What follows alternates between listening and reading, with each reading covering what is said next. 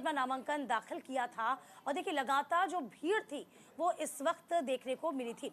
इस बीच उत्तर प्रदेश में कांग्रेस का खाता नहीं खुलेगा, ये तमाम बातें प्रधानमंत्री नरेंद्र मोदी ने कहते नजर आए थे। तीसरी बार जीत का दावा किया गया लोकसभा चुनाव 2024 के लिए पीएम नरेंद्र मोदी ने बीजेपी शासित राज्यों के करीब आधा दर्जन मुख्यमंत्री, बीजेपी के अध्यक्ष, कई केंद्रीय मंत्री, एनडीए के विपक्ष और विभिन्न घटक दलों के नेता मौजूद थे।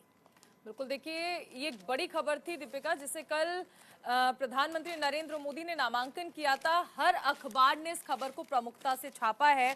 अमर उजाला ने भी सबसे पहले इस खबर को छापा है। काशी में प्रधानमंत्री नरेंद्र मोदी ने नामांकन किया और देखिए प्रधानमंत्री के बयान को कोट किया है दैनिक जागरण ने और कहा है कि उत्तर प्रदेश में कांग्रेस का खाता भी नहीं खुलने वाला है। देखिए इसके अलावा आपको ये भी बता दें कि तमाम बड़ी बातें की, मां गंगा, काल भैरव का आशीष लिया। मोदी ने तीसरी बार काशी से दावेदारी प्रस्तुत की है। अयोध्या में प्राण प्रतिष्ठा कराने वाले आचार्य गणेश्वर शास्त्री द्रविड़ बने थे, उनके प्रस्तावक भी उनके साथ मौजूद थे, जो कि ज्योतिषाचार्य भी हैं। इसके अलावा आपको बता दें कि तमाम यानी कि देखा जाए तो इसमें राजनाथ सिंह, नड्डा, योगी सहित तमाम एनडीए के घटक दलों के बड़े नेता शामिल थे। पीएम ने हर कार्यकर्ता को 30 मतदाता बूथों तक पहुंचाने का लक्ष्य निर्धारित किया है। ये आप जरा समझिए, क्योंकि पीएम का यही कहना होता है, साफ तौर पर बीजेपी का यही कहना होता है कि यदि आपका बूथ मजबूत होता है तो पार्टी मजबूत होती है। तो इसी के मद्देनजर पीएम ने कहा कि भीषण गर्मी में मतदाता और मतदान के गिरने के प्रतिशत से पीएम नरेंद्र मोदी चिंतित है।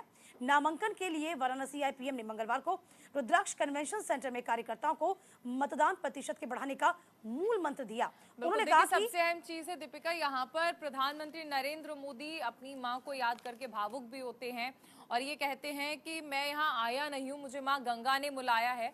और प्रधानमंत्री जिक्र भी करते हैं और कहते हैं कि ऐसा लगता है कि मां गंगा ने मुझे गोद ले लिया है।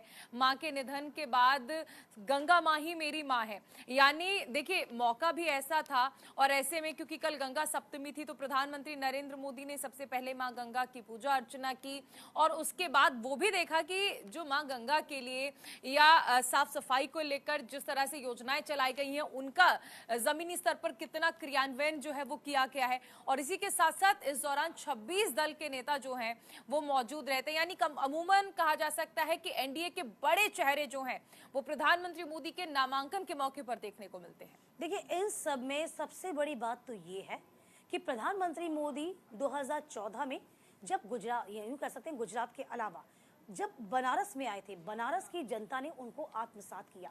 2 मर्तबा ऐसा रहा कि दोनों ही बार, यदि आप 2014 का भी आप चुनाव देख लेंगे, रिजल्ट देख लेंगे, 2019 का भी आप परिणाम देखेंगे तो भारी वोटों से वो विजयी हुए हैं। इसका साफ साफ एग्जाम्पल ये है कि जैसे ही प्रधानमंत्री नरेंद्र मोदी यूं कह सकते हैं कि अपने संसदीय क्षेत्र में पहुंचते भी हैं, जाते हैं, तो बनारस का उन्होंने उत्थान किया। काशी का कायाकल्प हुआ है, इसमें कोई अतिशयोक्ति नहीं है। क्योंकि आपने देखा काशी कॉरिडोर विश्व प्रसिद्ध हो गया। पहले कभी आपको याद होगा जब आप बनारस गई होंगी तो बड़ी तंग गलियां होती थी, कुंज गलियां हुआ करती थी, लेकिन ये वो काशी है जो विश्व पटल पर आ गया है। रोजगार के सुअवसर यहाँ पर उपलब्ध कराए हैं। इसके अलावा जरा आप आसपास को भी देखेंगे, बनारस जो है यानी कि वाराणसी आप ये देखिए सेंटर में आता है, बीच में आता है, तो इससे जाहिर होता है कि आसपास की जितनी भी सीटें हैं, जितने राज्य है, चाहे वो बिहार क्यों ना हो, ये सभी जो सीटें हैं वो प्रभावित होती हैं। और प्रधानमंत्री नरेंद्र मोदी ये बखूबी जानते हैं, बीजेपी बखूबी जानती है।